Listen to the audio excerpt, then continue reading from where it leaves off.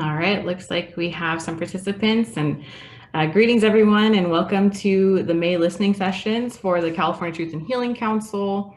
Today's listening session, I see we have a chat. Thank you, Janelle. I think I'll go through some top line items, then open up for introductions, and that's a good idea. Thank you.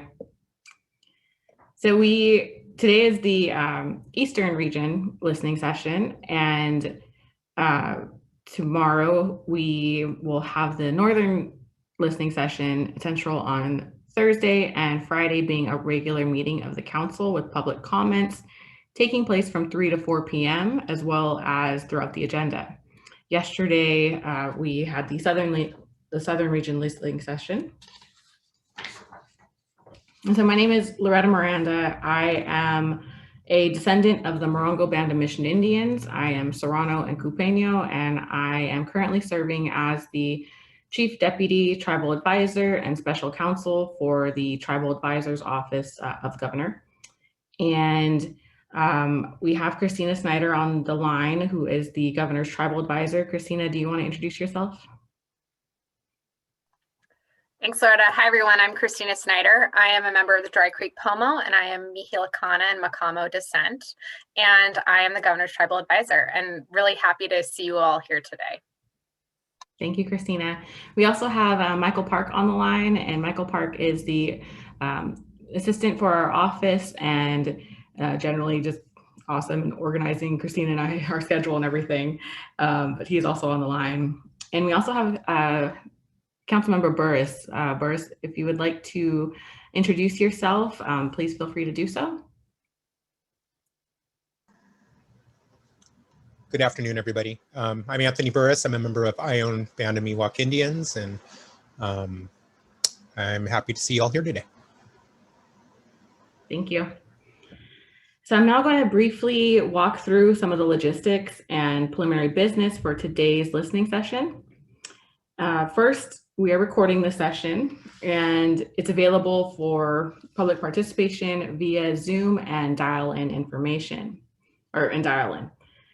These listening sessions are being held to increase community input specific to the charge of the council. And we ask that you come to these sessions prepared to engage in a thoughtful way that will further the effectiveness of the work.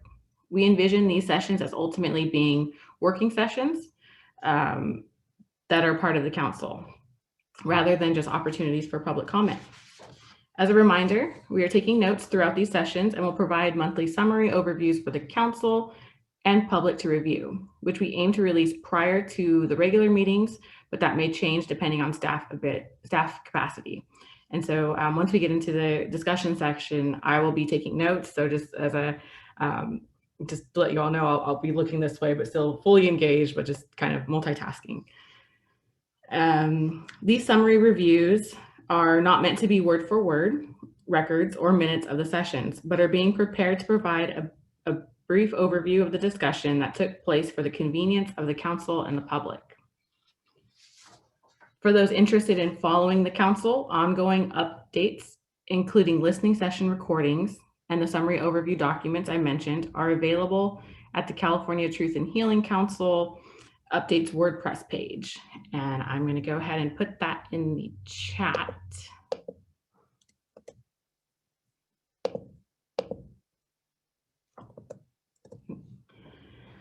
You can also get updates for events by following the Governor's Office of Tribal Advisor on Facebook, Instagram, or Twitter.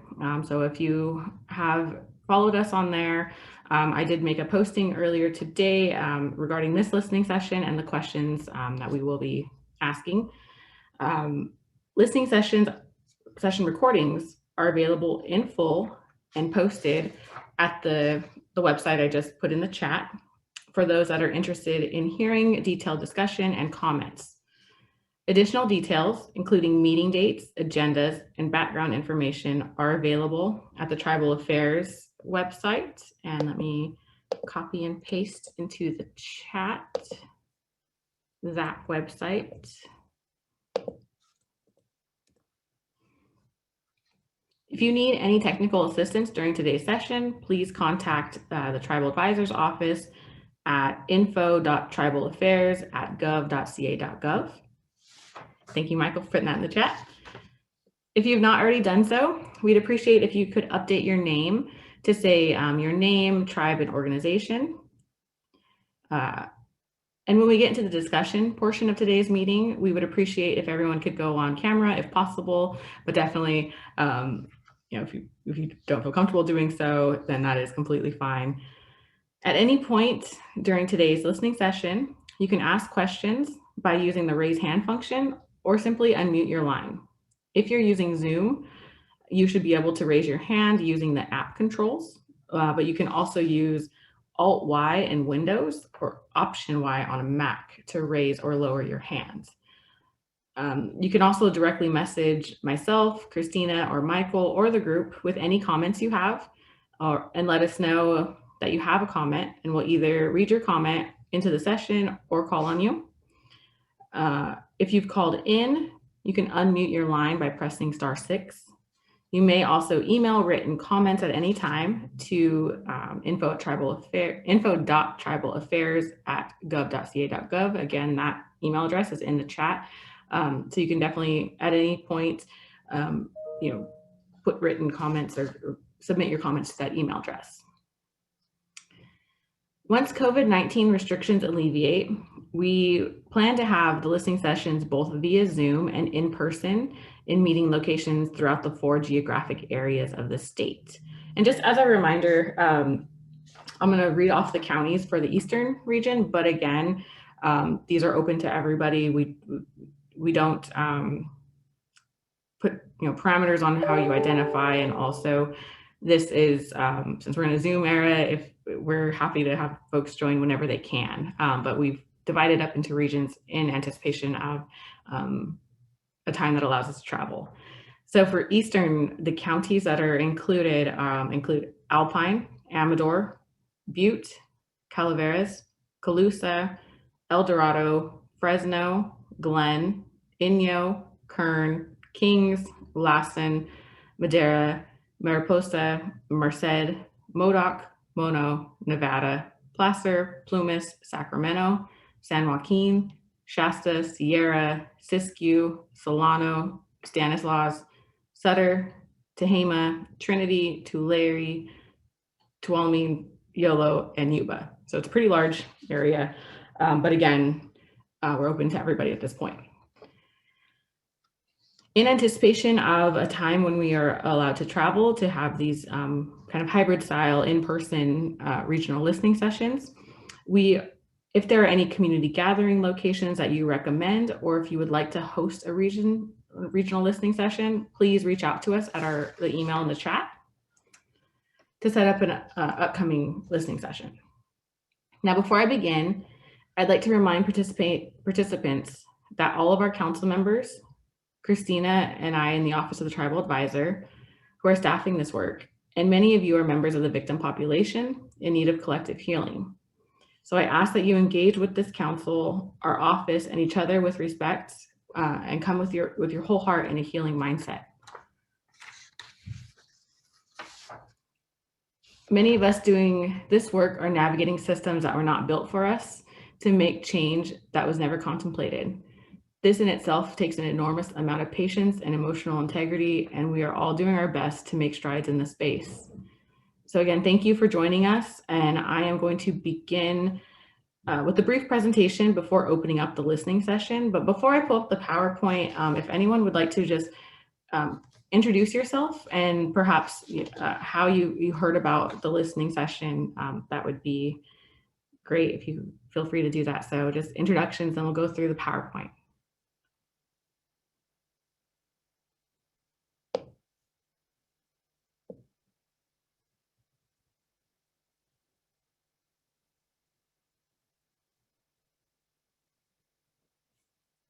And while I'm doing that, I'm going to pull up the PowerPoint, but please feel free to introduce yourself.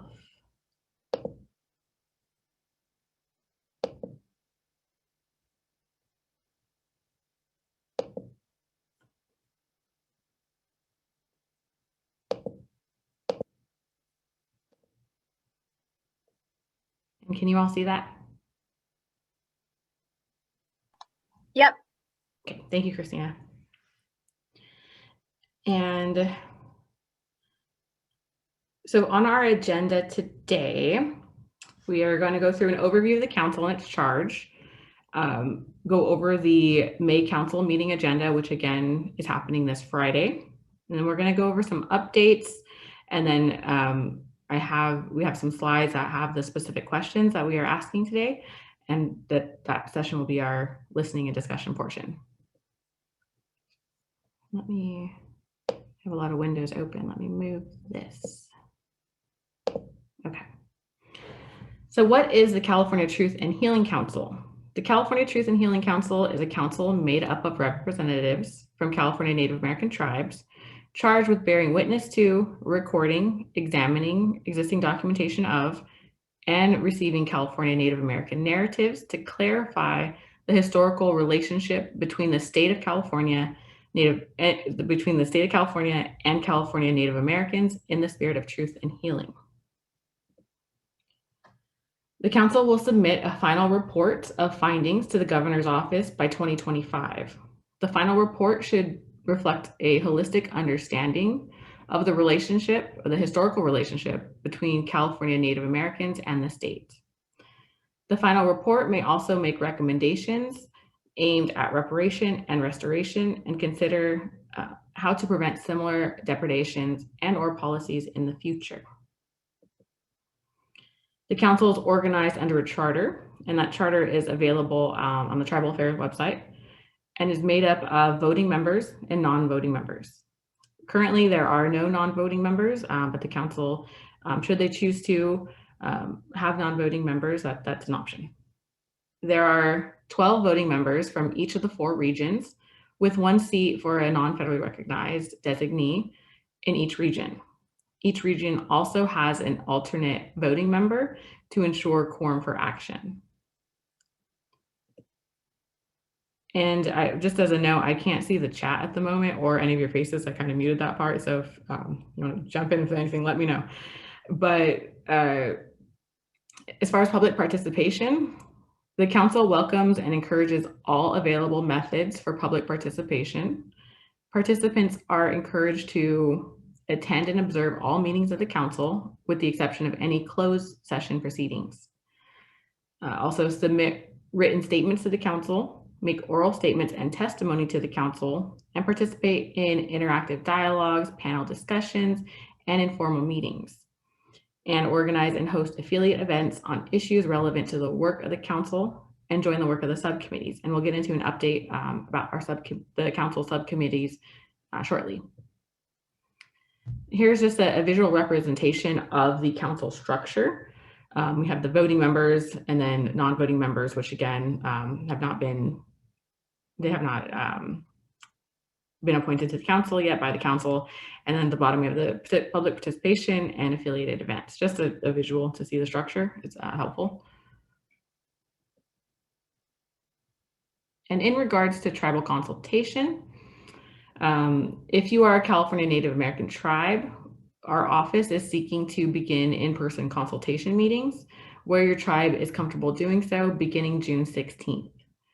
Please reach out to us at the Tribal Affairs email address if your tribe is ready to meet in person.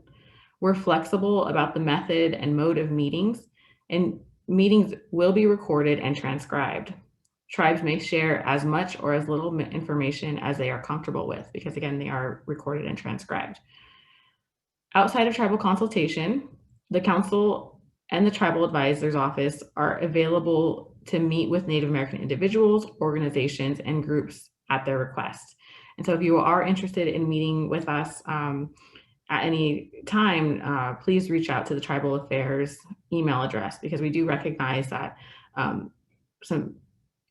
having larger groups, we might not get information as easily as one-on-one. So that option is available. And this slide contains the 2021 council meeting schedule. So the council is currently meeting on a monthly basis, and it is virtual until further guidance is issued from the state for the duration of 2021, or until the council decides otherwise. And the meeting dates, which again are happening on the Friday following these 4 listening sessions from 1 to 4, are happening May 21st, June 18th, July 23rd, August 20th, September 17th, October 22nd, and November 19th.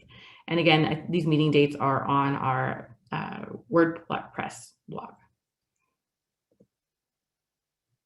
Now getting into the agenda for Friday. And again, we have the meeting is from 1 to 4 with a kind of hard cutoff at 3 for council business and setting that last half or the last hour for public comment. But the agenda for this Friday, we're going to, the council is going to do a welcome, a roll call, a traditional opening, introducing Carmen Lucas, who is our newest and final seated council member for the Southern region. We're going to walk through the bylaws and process, and the draft bylaws are available on the Tribal Advisor website. This topic, or during this agenda item, the council can either choose to adopt the bylaws or suggest more revisions and come back at the next council meeting. The 6th item on the agenda is council member updates. And the 7th item is the public engagements, public relations guidelines and process.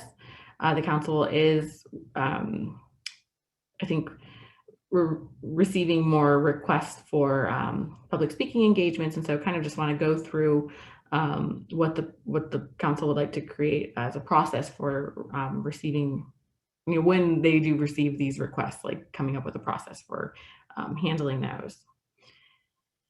The 8th item is discussion of a council member code of ethics.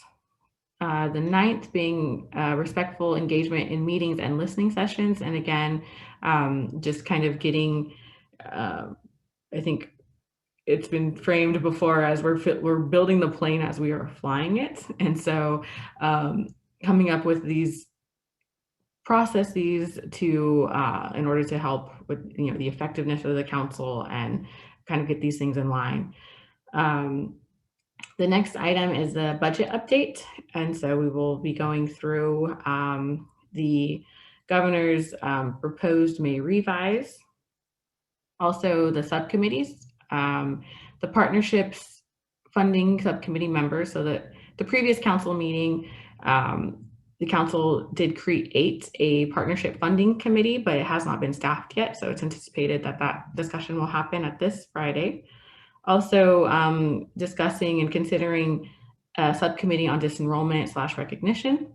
Also on education with perhaps 2 different subcommittees, one focused on K through 12 and one focused on higher education. Also an elders committee and just other recommendations and topics for discussion as far as subcommittees in general. The 12th item is the culturally informed wellness practitioner and contracting generally. And again, always looking for feedback as far as recommendations for a culturally informed wellness practitioner. And the 13th item is public and community engagement and input. We'll discuss next meeting dates and specifically regarding the June 18th day, that is the anniversary of the governor's apology.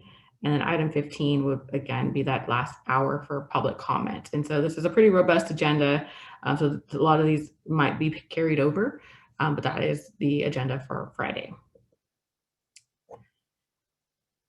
And so as far as updates, getting into those, it's our pleasure to announce the appointment of Carmen Lucas as the final voting member of the California Truth and Healing Council. Councilmember Lucas brings a rich background in cultural resource protection, and we're very excited to have her join this effort. She did join the previous listening session and will be on Friday to introduce herself. And now just getting into some updates about the budget. So due to the budget impacts and uncertain outlook of COVID-19, the 2020-2021 enacted budget included $100,000 annually through 2024 and 25 to support the following activities. So the first one being stipend and travel for council members to attend meetings, Tribal appointees to the council will receive a stipend based on their experience, knowledge, and unique circumstances. The second item that was included in this 100,000 is providing culturally appropriate wellness services for quarterly meetings. Wellness services from a culturally appropriate psychologist or provider at the regional meetings will provide Native participants with the tools to process and heal from ongoing and historical trauma. And then the third item is live streaming the meetings and transcription of the meetings and consultations to provide and preserve public access to the primary materials for the final report and appendices. The council will live stream, record, and transcribe meetings, and it will audio record and transcribe consultations. And as far as the May revision to the governor's proposed 2021-22 budget, it includes a requested additional $350,000 annually. So that's $450 total through 2024 and 25 to support the work of the council. If enacted, these additional funds would go to the following activities. So 1, coordinating research, compilation, and consolidation of all known resources available within the state library and archives at the direction of and for presentation to the council. The researcher will present information to the council at its quarterly meetings, coordinate additional research efforts, and compile appendices for the final report. Compiling, the second item would be compiling and composing reports, the report of findings and recommendations aimed at reparation and or restoration at the direction of the council for presentation to the governor's office based on current academic and international methodologies. And the third item is council and office travel for consultation, meetings, and subcommittee work.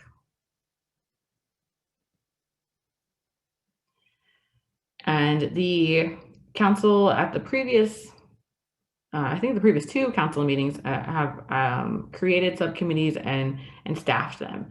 And so as an update, the subcommittees were able to meet, and the Academic Partnership Committee has met and recommends additional council discussion to refine the report goals and research agenda. The Youth Council also, the subcommittee met and seeks additional community engagement to address outstanding questions. The funding partnership meeting has been created but not yet staffed.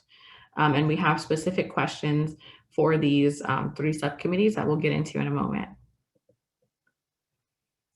So other subcommittees that are currently under consideration, again, the disenrollment/recognition subcommittee, and elders and education committee focus on K through 12 and higher education. The academic partnership subcommittee is more, it's focused on partnering with institutions as far as research, writing, that kind of lens, whereas this education committee would be focused on actual schooling, education. And so I wonder if there's a way where I can see you guys. Let me see. Okay, looks like I'm the only one on camera still. I can see a couple of you. I do want to leave this PowerPoint up, and I think on Zoom, so if you're viewing it right now, it should be like a big, larger area for the PowerPoint. There's a line between that and the actual, squares. If you want to pull it over, that helps me when there's someone that's giving a PowerPoint presentation to actually be able to continue to see people.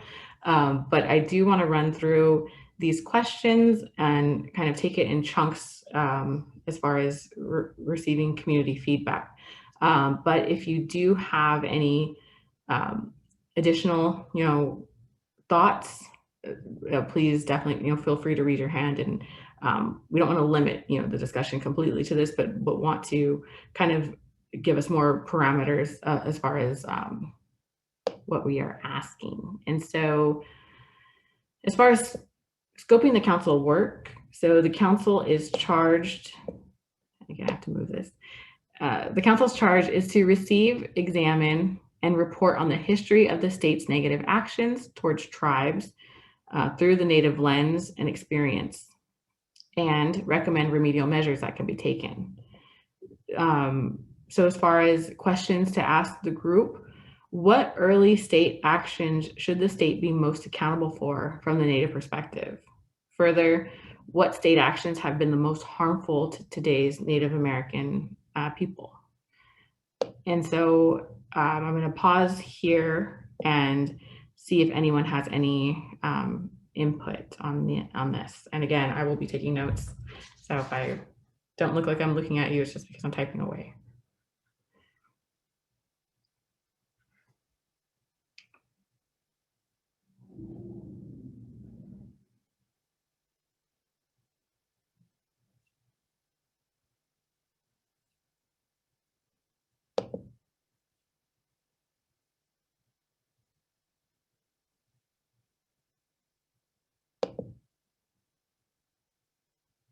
And I've been able to pull up the chat and see we had a question from Janelle.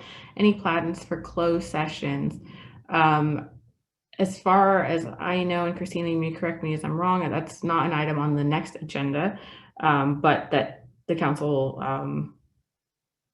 is allowed to have the closed sessions.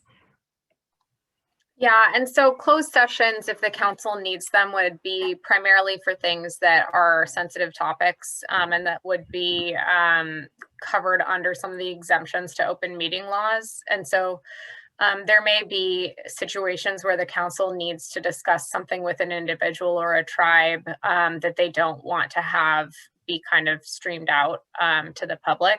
And especially with work like this, we are mindful, similar to some of the other work that we do, that there are things that Native peoples and certain tribes don't necessarily want to share with other Native peoples and other tribes, much less the general public. So that is an option for the council, but there's nothing on this agenda yet and no plans yet to have those sessions right now.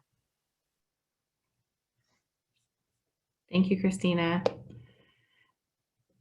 And do we have Councilmember Burris? I think I want to also reserve space to see if you had any specific questions that you want to ask of the group.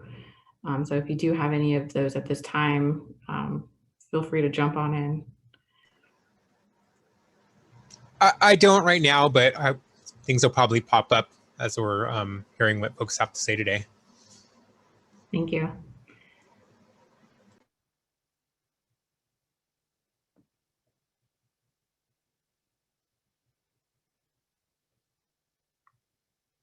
Does anyone have any thoughts on early state actions about, early state actions that the state should be held accountable for? So we have in the chat that there's from Janelle Perez that the state needs to be held accountable and make reparations for stealing land, erasing culture, the Act for the Government and Protection of Indians.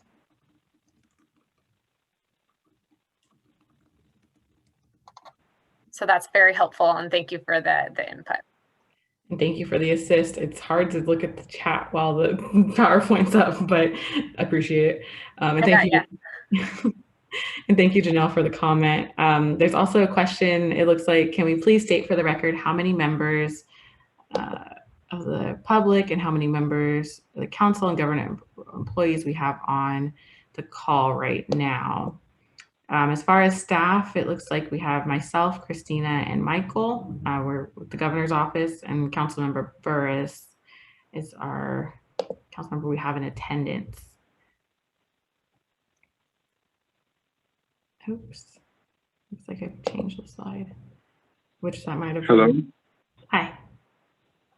Hi, this is Ken Woodrow, Tribal Chair of Waxahachie Indian Tribe.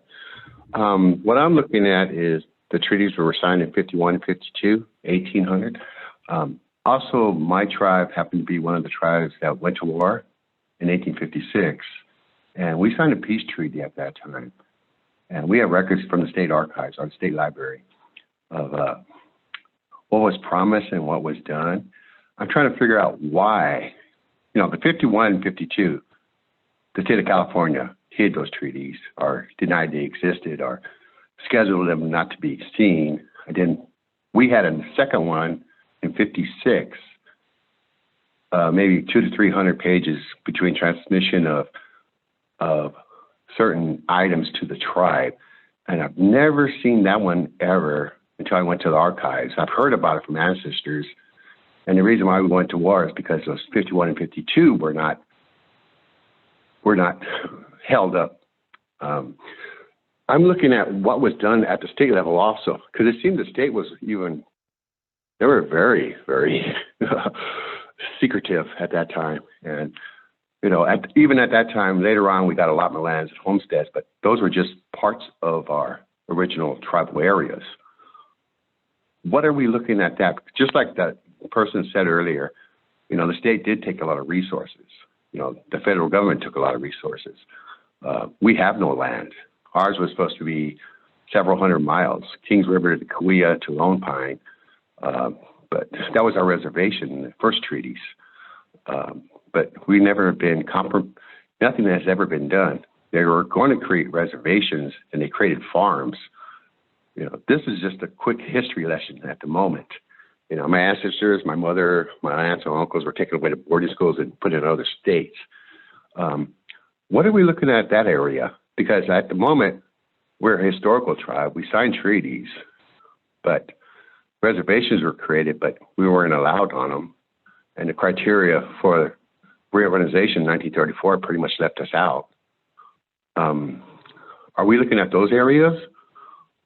Because I'm very concerned because we're sitting here with nothing, trying to create this 84 process, which is not within your, but I think the state should recognize these tribes that signed treaties with them, you know, and that's where I'm at. There should be a form of state recognition. Are you guys looking at those areas? Thank you. And thank you, Chairman. And just to clarify that you said that it was your chairman of Tachi, correct? I just want to make sure. Tachi. Yeah, we're up in Tachi. We're in the mountains. Thank you. Just clarifying for the notes I was taking. But yes, so right now the council is in the process of getting stood up, and then the purpose of the listening sessions is to hear exactly this kind of information. What areas should the council be focusing on? And again, as far as specific consultation, going out to have consultation with the tribe to hear those various, the specific details of, the treaties that were signed and the promises that were made, and that examining that historical record. So that's exactly the type of information that we're looking for as far as next steps to take. So right now, that's where the council is right now, is just kind of getting things stood up. But that definitely is valuable information to have. And just to make sure I captured it correctly, you mentioned the treaties that were signed and then going to war in 56. But then also want to make sure that I heard correctly, your comment was about the process for state recognition, correct? Yes, because at the moment, I've been at this for years. And, AB 52, SB 18, dealing with national parks, forestry, different counties, committees, cities, private entities. But we have nothing. We have nothing. My people are poor. They're poor. I mean, we cannot, if we try to do anything, we have to do a fundraiser. We're landless, even though at one time we had a huge amount of land, but that was taken away through county taxes. Areas were given to railroads and school districts that they don't even use. There's parks that sit there vacant.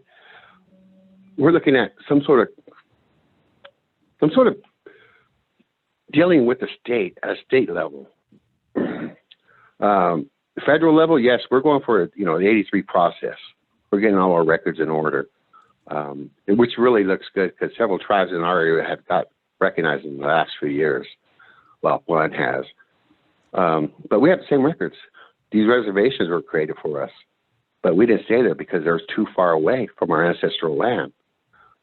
Why would we go to somebody else's land, live in a a reservation or a rancheria? That's not our homeland, because our people are buried in our villages. And, this is where we need to be able to help ourselves. At this time, it's, education is great. Nobody knows about California Indians. What happened to my tribe happened to a lot of tribes. Just like you said, the state archives or the state library has a lot of information. And I was able to pull from that resource besides the National Archives. So there's a lot of information out there that we didn't know, but we knew there was something wrong in the whole system. And that's where the state should come in. They should recognize tribes that have, one aspect is treaties, but that's not the only way. Other tribes may not have signed a treaty, especially ones on the coast. They weren't able to sign them at that time, but there are records showing that there was Indian funding for, Social Security was Indian, money was available. My brothers and sisters couldn't go to higher education because we did not have a fairly recognized tribe to sign for us. So we were stuck. We could go to JCs, but that was it. We could not go to higher education, Berkeley or any other, higher education, because funding for housing, tribes get that, individuals get that. There's so much funding at the federal level that we don't get because we're not fairly recognized. And I think the state should follow that aspect also. They should say, well, you're a state recognized tribe, let's give them funding, and let us do our, the best we can do. Because we're playing catch up for the last 150 years. And so that's where I'm at. Somebody talked about the archives. Yeah, they're great.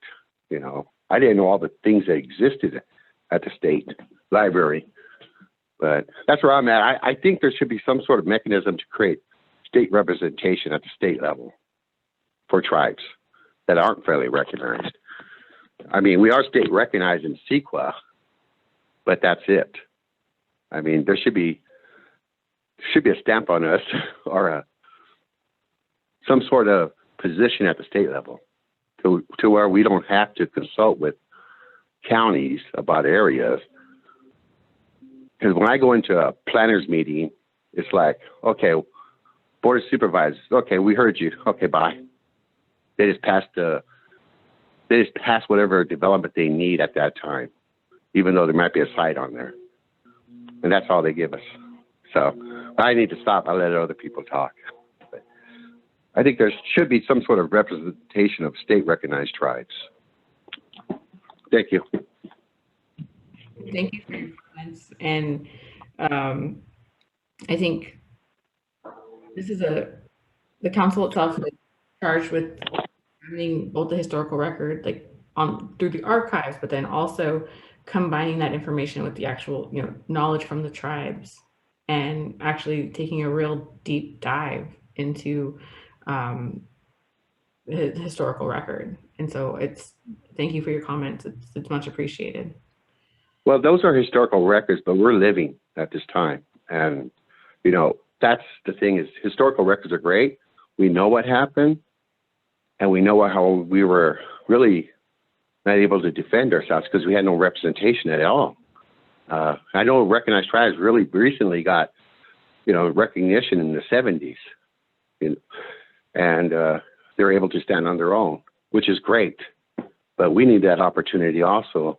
Because there's a lot of things going on that, I'm not able to say on the phone because those are private things. But, my people we have nothing. We can't get higher education. We barely get into high school. We barely get out of high school. We're carrying our traditional ways by having sweats and our language programs. But these are all things that aren't ours. We have to sign off. Anything that's created through a certain program becomes the property of whatever organization is running that. And it's not us. It's not us. Anyway, I just want to let you know my feelings, and hopefully we'll talk more in depth on this in the future. Thank you. Definitely, thank you. And I do notice that we do have some comments in the chat from, I see one from Kathy Corey, who's Chachansey. And the comment reads, the combination of the genocide of our people through destruction of culture and legalized murder of our California Indian people through law, removal, and relocation of our people from the land, the legal approval of our people as servants of colonizers, the division of our people and theft of land through implementation of the Dawes Act are all central to the generational trauma and a trigger for lateral violence of our own people to our own people as well. Yes. And I also see a comment from Janelle regarding, I'd like to see the state of California return the land currently known as Tejon Ranch, owned by the Tejon Ranch Company, one of the largest private landowners in California, and publicly currently trading for $15.25, which was stolen and appropriated by Indian Affairs Superintendent Beal, be returned to the tribe it was supposed to be reserved for, and make sure that those affected are taken care of. The state should also assemble a task force to ensure that public information that addresses Native American history is corrected.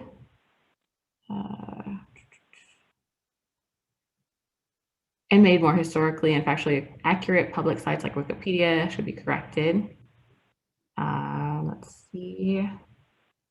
State should also collaborate with textbook companies and have contracts that are corrected and amended under the supervision of an oversight committee. Compromise of Native Americans, or have a completely independent curriculum made by an independent committee.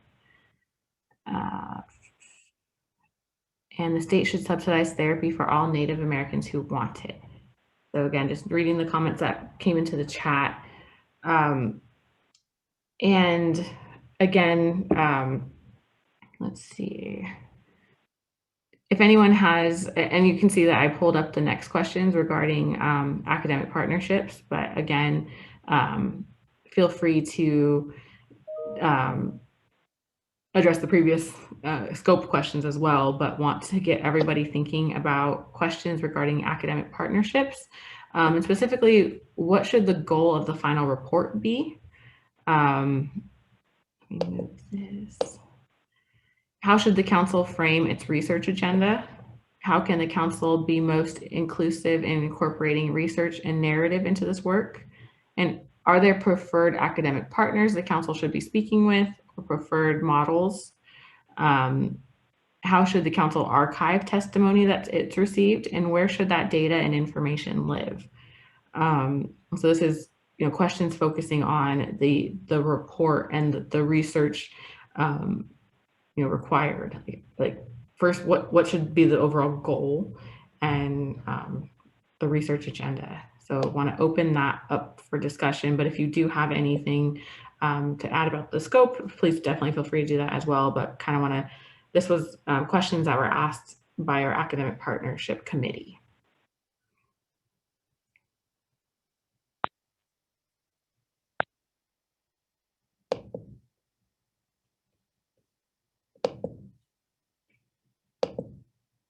Oops. And I can't see the chat, so if there's anything in it, I don't know where it went. It was on my screen, now it went away. And so I won't be able to tell if you raise your hand as well. But if you have anything to add or comments about the final report, how the council should go about research, the bar pops back up. I can see that there's a chat. And the chat is from Robert Levi addressing, welcome back, addressing the topic of California Indian history yesterday in AB 1554, which includes more California history in grades pre-K through 12th, no task force, that takes way too long, bureaucratic hurdles. We'll comment later when education is specifically addressed. Let's see. So does anyone have any comments regarding scope, academic partnerships, want to take a stab at any of these questions?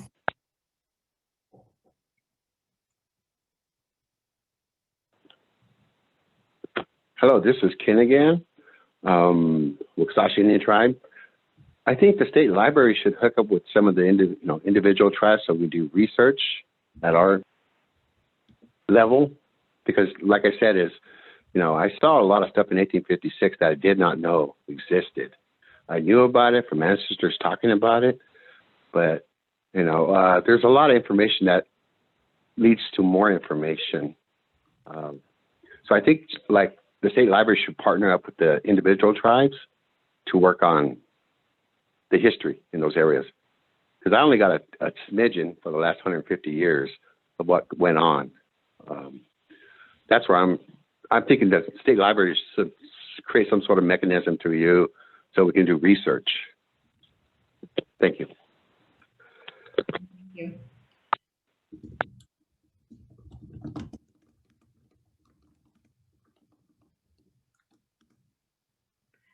As far as academic partnerships, like thinking of different universities, Cal States, UCs, does the group have any feedback as far as academic partners that come to mind that work well with their tribe or that would work well?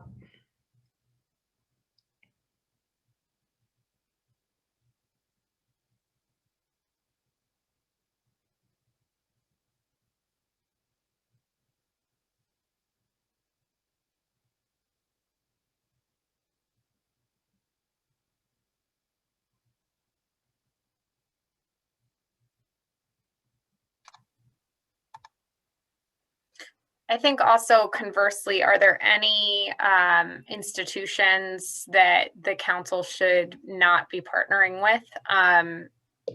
This group gets some frequent communications from other academic institutions that want to be available to help. And so are there any that this council or that this council might want to steer clear of, just given certain issues? Okay, great. Thank you. Thank you. I see we have a chat from Janelle Perez, definitely not Cal State Long Beach. Helpful information to have, and welcome others to chime in as well. It's all helpful information.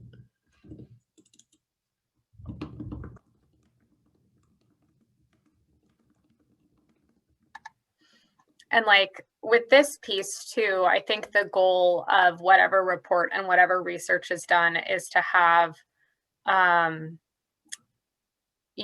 integrity and credibility. So is there any like group that if it's on this work just kind of already makes that more problematic? And so we're getting a bit more in the chat about Long Beach and the Pavungna issues.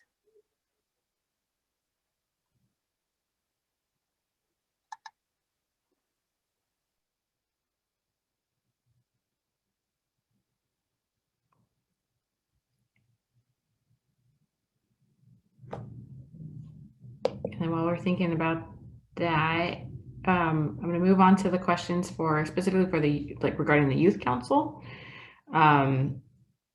But again, if you want to continue, add more to the chat, or if you want to jump in with that type of information, that's fine. I'm not limiting like the discussion specifically to the youth council right now, but want people to start thinking about these. And so the questions that were specifically asked was, how can the council best engage with California Native youth population? Which platforms and messengers? Are there key partners that the council can work with to reach Native youth?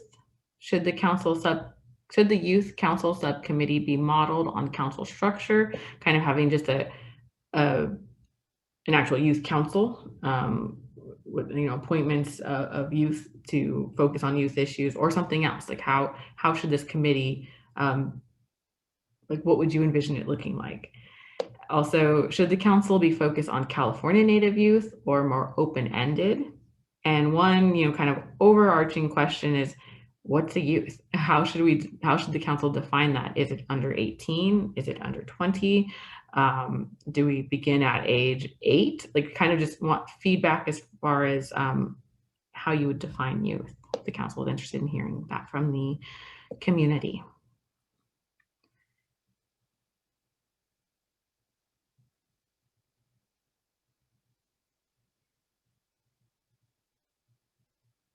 I see we have a chat from, oh, I hear someone has unmuted. I'll let you go ahead.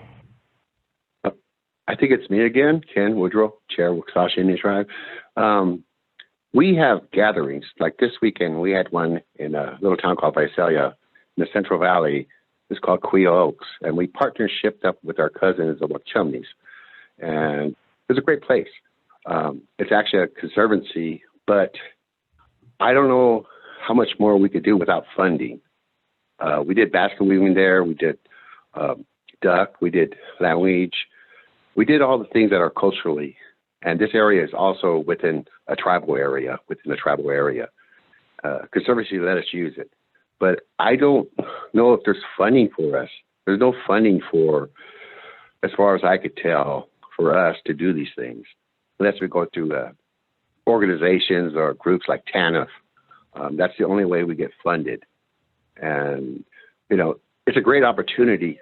You should have seen the children, 20, 30 of them sitting at one table doing ducks, because, you know, the area is known for its ducks, and doing duck decoys, milkweed belts.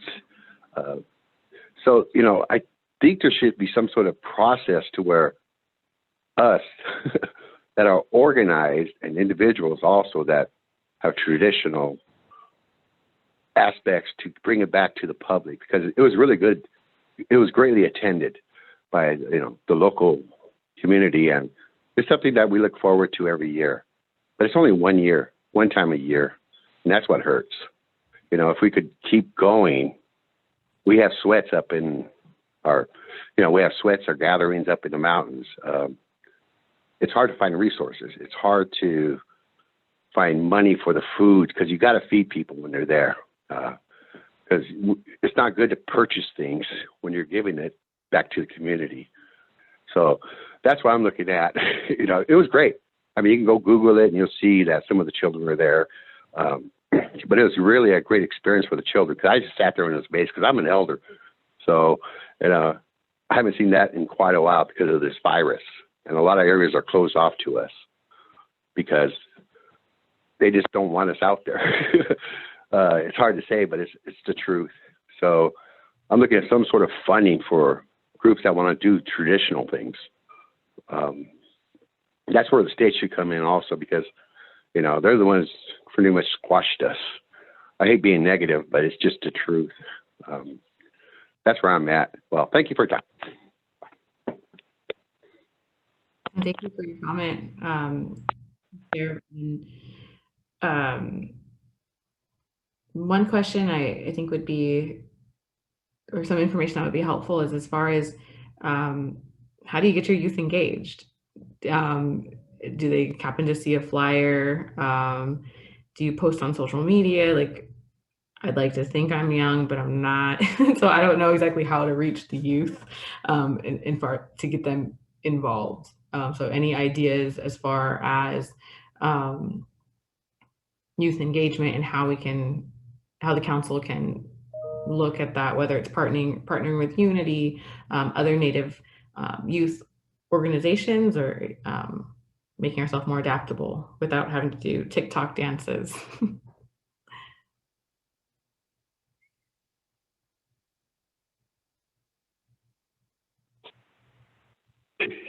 Here I am again.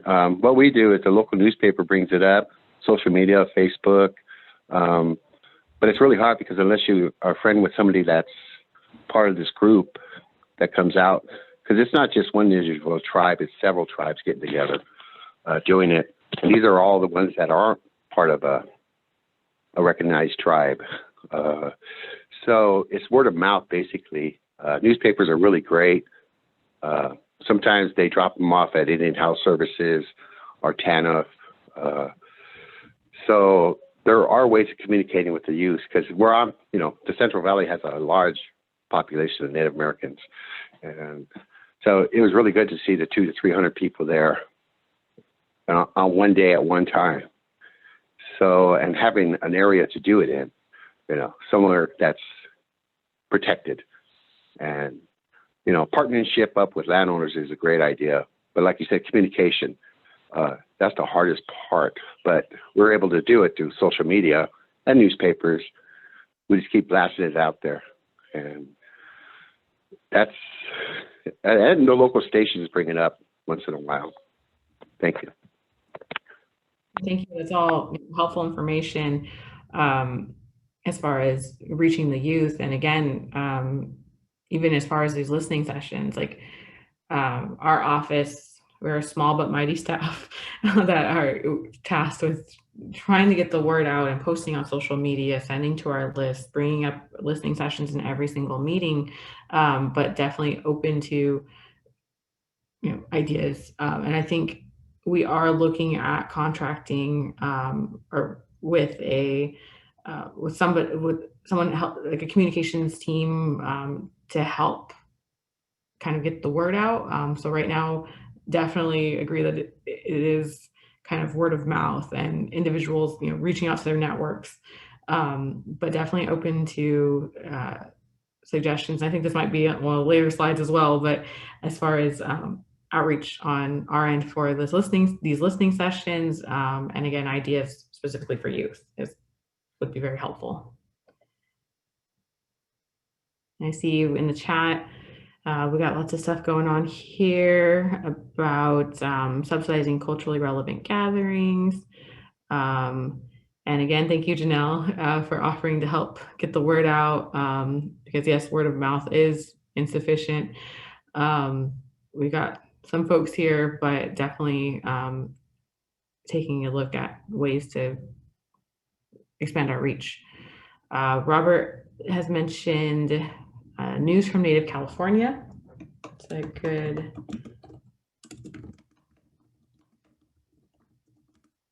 outlet.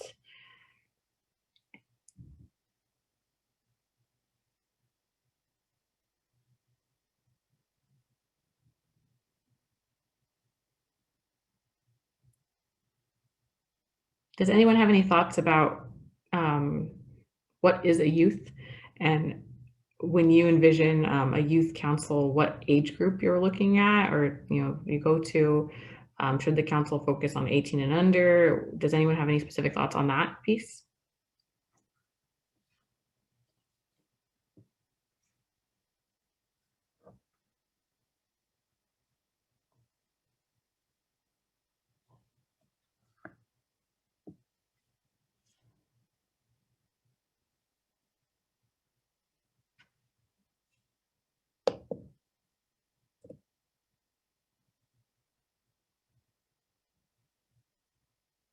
I see in the chat we have someone post in public forums, doing more direct outreach on social media, Facebook groups,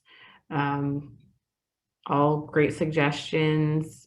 I think we have, for this month, we made events, but again, definitely helpful information and feedback about doing more direct outreach. Freddie Romero in the chat has said 16 to 25 in age.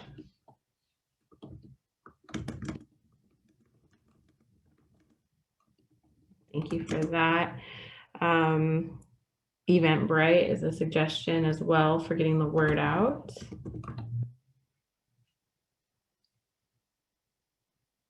While folks are thinking about that, moving on to the funding partnership questions, that page is now pulled up on the PowerPoint. And so our office has been in discussions with a organization that focuses on philanthropic fundraising, and the council, so they will offer to perhaps fundraise, but I think the first step is deciding where the gaps are. So earlier we went through the budget and demonstrated that the funding that is on the state side is going towards research and everything, but recognize that there are other needs. And so I think specifically, like, we want to hear about the needs for community engagement for this work that's not currently funded. So for both on the tribal side, organizational side, individual side, because we do recognize that, coming to provide testimony, mileage, we just want to hear what that need is so that we can create and ask. And are there recommended communication partners that the council may want to work with to spread the word? So specifically, any communication groups that will help us targeted outreach. But again, and I think that works, like, that will be requested under, again, these philanthropic dollars. And so kind of just thinking larger picture, like what are the needs and where are the gaps that we can begin thinking about.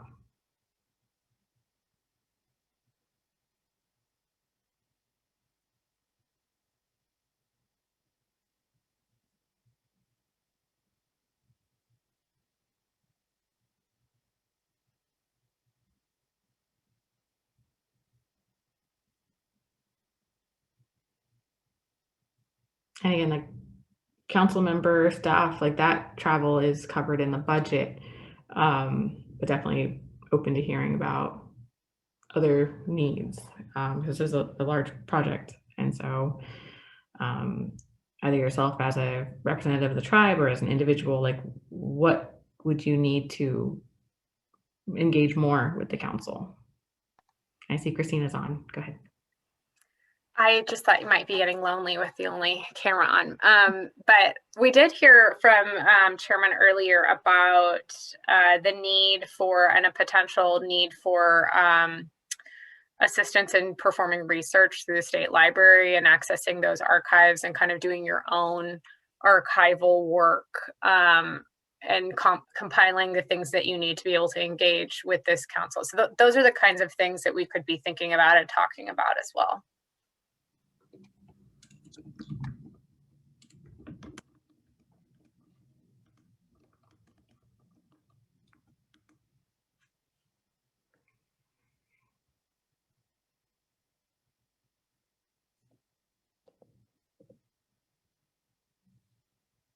And then while folks are thinking about that, specific questions regarding contracting.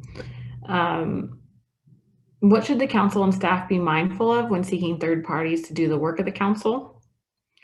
And are there models that have worked that the council and staff can look to? And so these questions are going towards, what qualities what should staff be looking for and council for research contracts, for the wellness practitioner. We do have a list of a few different organizations, but always open to more feedback, whether that's specific qualities or specific individuals that are trusted in the community. And so definitely open to hearing about that at this time, or anything that we previously discussed, if you want to chime on in.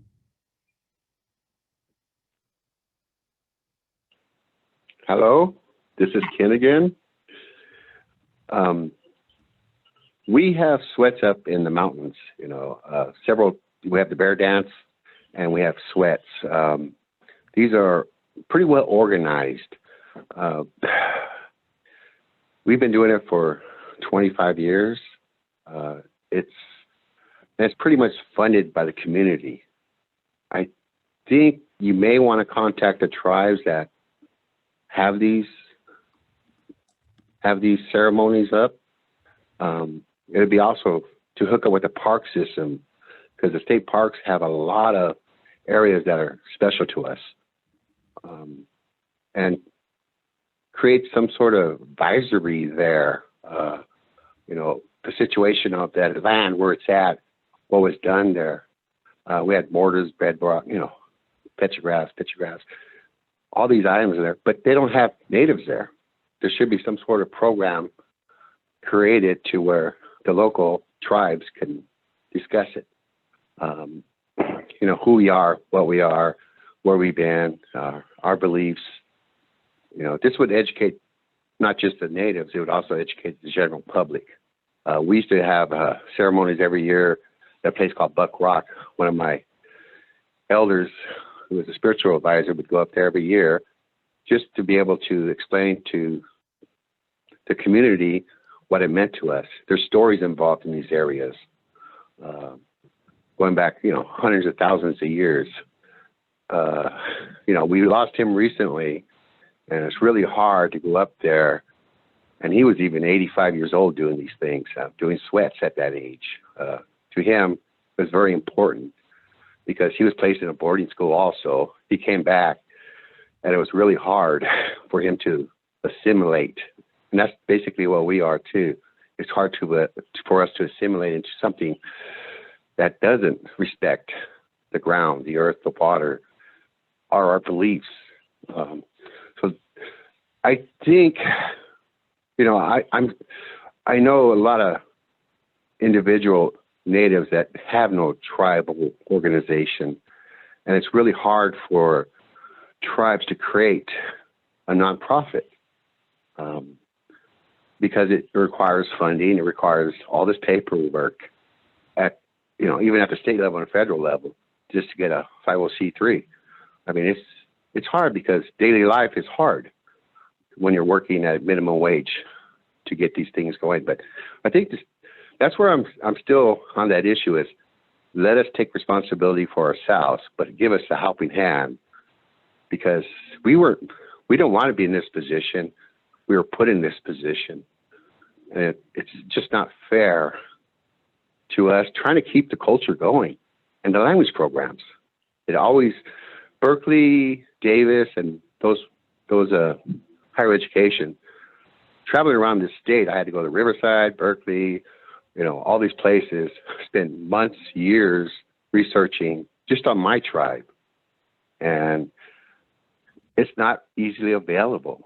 There's a lot of requests that are protected by 75 years. You know, like right now, I can't get the 50s census. I can't get the 50s Indian land judgments. I can get mine to 72, but I can't get anybody else's because they're restricted.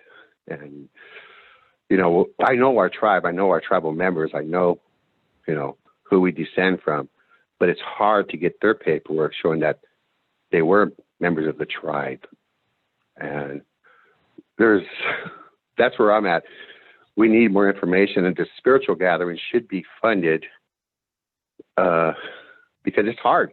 It's very hard to get, you know, a lot of tribes have theirs up in the mountains, and I attend those, the elder gatherings, the bear dance, and the sweats that we have. But it's hard to keep funding. It's pretty much potluck. You bring your own and share. You know, we do it the traditional way. We have areas that are controlled by federal regs, and we can do a lot of things on those. And also the money from the state coming down to a federal project, we have no say-so when there's archaeological sites there, ancestral sites. They say the money comes down from the state, but the land's controlled by the Fed, so we don't have a say-so on those projects. That kind of blew my mind that there's restrictions of how far we can go to protect our cultural sites. But there has to be some way of communication between the natives and the state for funding. So I'm bringing a lot of things up today. I'm sorry, but these are all on my mind. And thank you for your time. No worries. That's the point of these listening sessions, just to get, you know, community input. So thank you for your comments. In the chat, we have the state should pay for non-federally recognized tribes to be recognized. They stole so much from us. It's not fair at all. Comment from Janelle. And Kathy Corey put a note in the chat regarding offensive places. So there is let's see, in the renaming of, these are words with the S word, Fresno County Board of Supervisors. There's a meeting on the June 8th at 10 a.m. at the Fresno County Hall of Records in Fresno, and she put the address there. So thank you for that, Kathy. Let me see. And I think this is the last slide about the specific questions regarding the June 18th meeting, which is again the anniversary of the apology. So just want to hear feedback from the community of ideas of how to commemorate. This is kind of lined up with the Beyond the Blueprint date of June 15th, which is the kind of the anticipated plan of reopening the state. But just want to get feedback on how the council can commemorate the anniversary, types of programming and participants you would like to see. So if there's any feedback on that, definitely open to that. But it won't be, I think at this point, in person, but we are open to programming or ideas for the agenda, ways that we can recognize this day.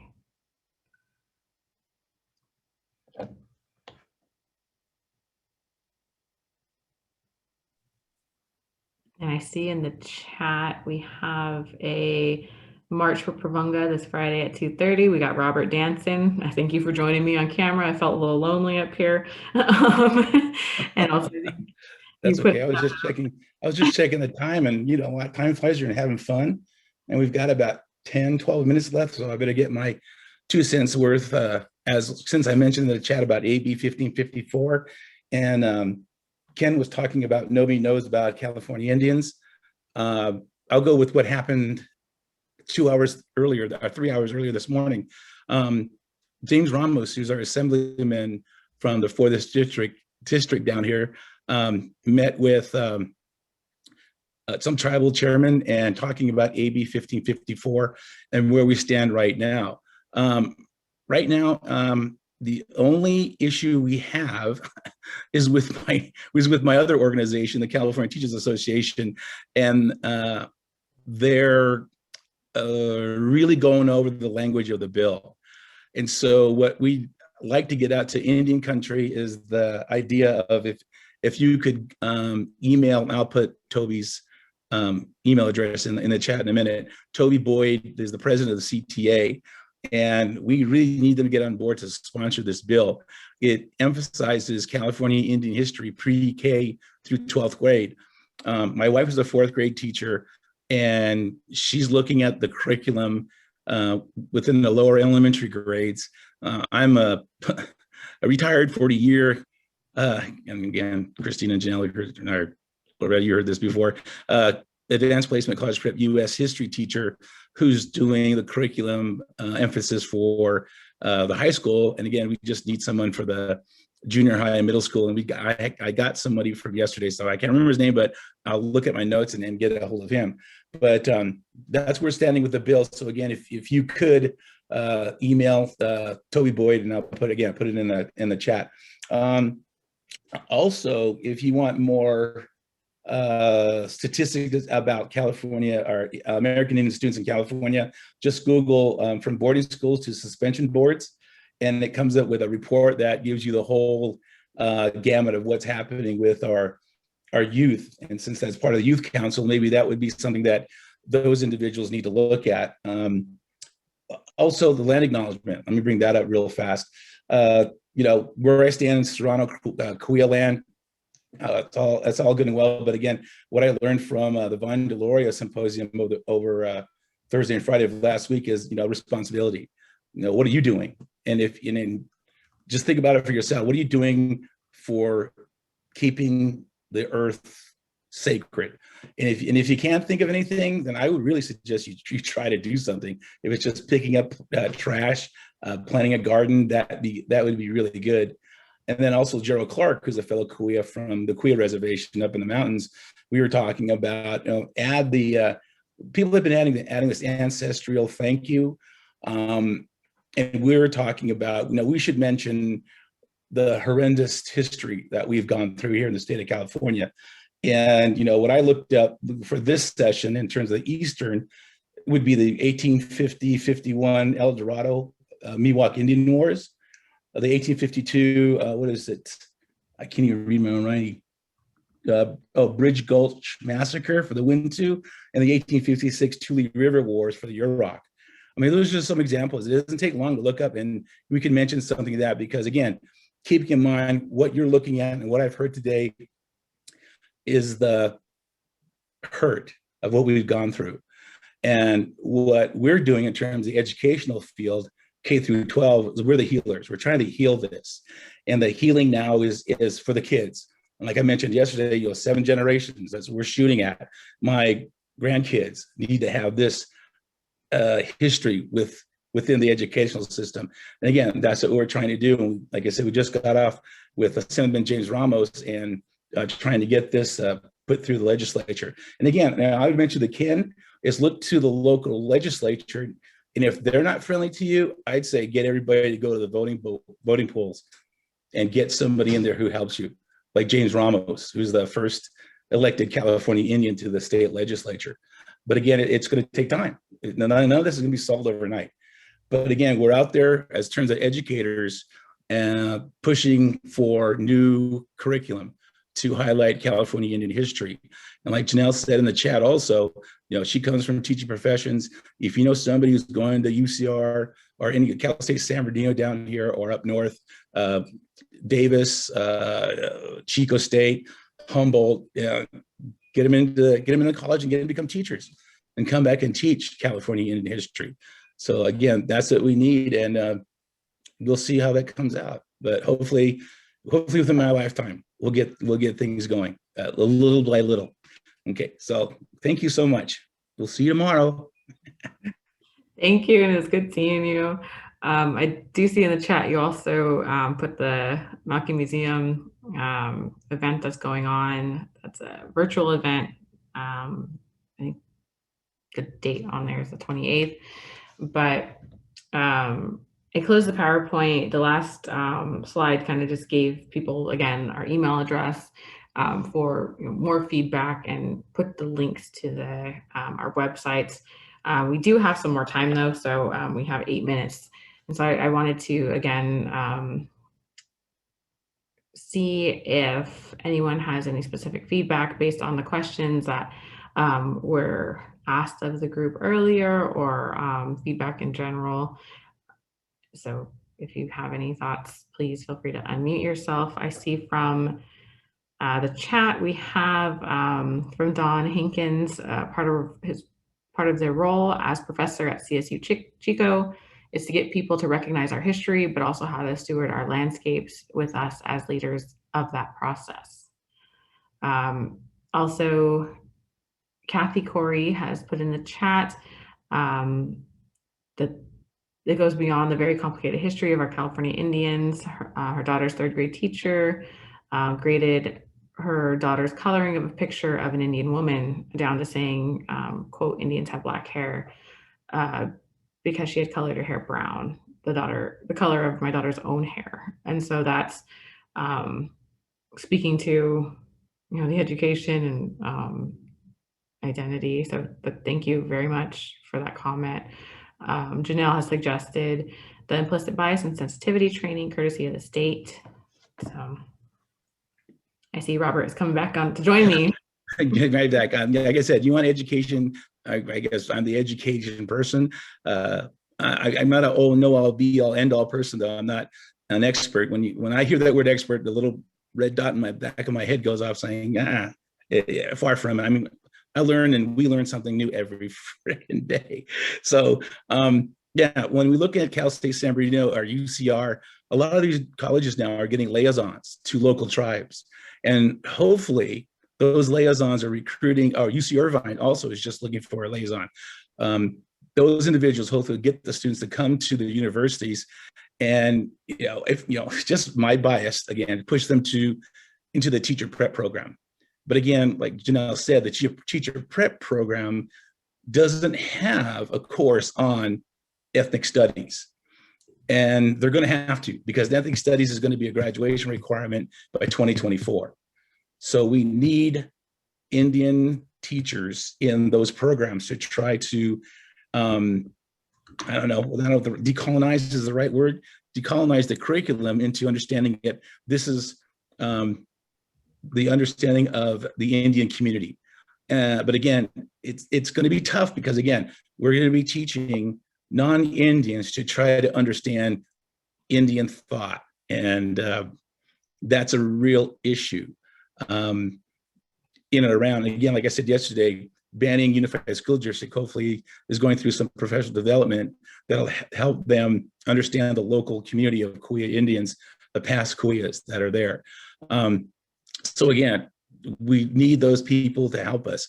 And then, like I said, like my wife were talking about this morning, is that we need those individuals in academia doing the research. Without them, we don't have the statistics that say those kids between middle high and junior high are the ones that are dropping out of school. They're the ones that are committing suicide. They're the ones that are doing drugs. And again, it all comes down to that idea about getting the self-awareness and looking at a teacher who's a California American Indian. But again, that's, like I said, it's slowly coming about that we need this change to occur. But again, just thanks for the time, and I'll see you guys tomorrow. Okay, thanks. And also please share with all your networks so that we get the word out. And definitely looking forward to seeing you all. We have a couple of minutes left. I wanted to turn it over to Councilmember Burris, who I think you telepathically knew that I was going to do that, and see if you had any other questions you want to ask, any closing statements you want to make. Yeah, I did want to kind of bring up one thing. I see on here that Don Hankins has brought up landscapes and stewardship of landscapes. And I know there were a few folks that were on earlier, and I think they probably had to leave because of time constraints, but I know that they wanted to give testimony about protection of landscapes as well.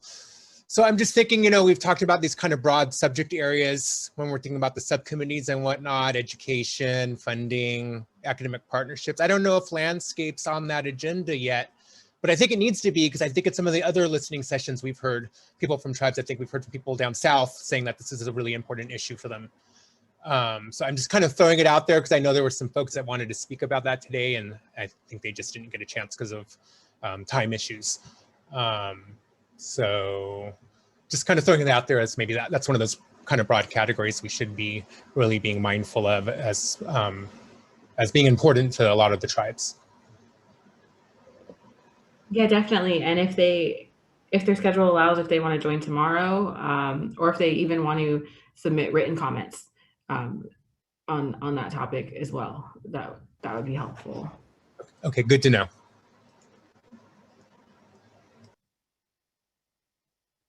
And it looks like we got about 2 more minutes. If anyone has any, burning comments that they would like to make. But again, if your schedule allows, free to join another session and provide those comments or provide written comments. And appreciate you all being here and, getting the word out about this. And I think Christine, go ahead. You have a raised hand from Don Hankins. Oh, thank you. I just wanted to follow up on what Tony was just mentioning, and that is, I think that having an opportunity to communicate a little bit more about the land and water and the overall, kind of environmental stewardship of our relations is really an important part of it. And yesterday, some of us had participated in, the benefits of the Delta project, discussions, and that's a really touchy subject for a lot of us. And I'm thinking that, given particularly the governor's budget around, like the fire and forestry programs, which is something that I'm working on, and then the water side of things and some of the sea stewardship things, I think that as Tony was saying, if there was a place to have like an ad hoc committee or something like that, I think it'd be a really good opportunity to start to change the way that we within the state, and I'm not saying we as Indigenous people, but in terms of the way that the state approaches things and kind of like separate houses, if you want to think about it, separating out the water, separating out the forestry, because for us, it's all a comprehensive thing. And that I think that if we were able to kind of form that leadership and guide it through this process, it would be really, beneficial. So I love that comment, because that's something that Loretta and I keep trying to emphasize in the work that we do at the state level, is that, not just it all being connected, but also people being connected to all of it. And so really appreciate that. And we'll take that back to the council as well. And also we encourage you to keep saying that in other spaces too. The interconnectedness of everything, and that you can't talk about, preserving and conserving without thinking about the fact that humans are an essential part of the environment. All right, and I see that we are at time. So again, just want to thank you all for joining us today, and thank you for continuing to engage with the council. And again, check out our websites to see meeting information for not only this Friday, but the next listening sessions. And hope you all have a great day. I have to wait every time. I don't know why, but You have to be the last one. I'll leave it in the recording so people know this about you. thank you.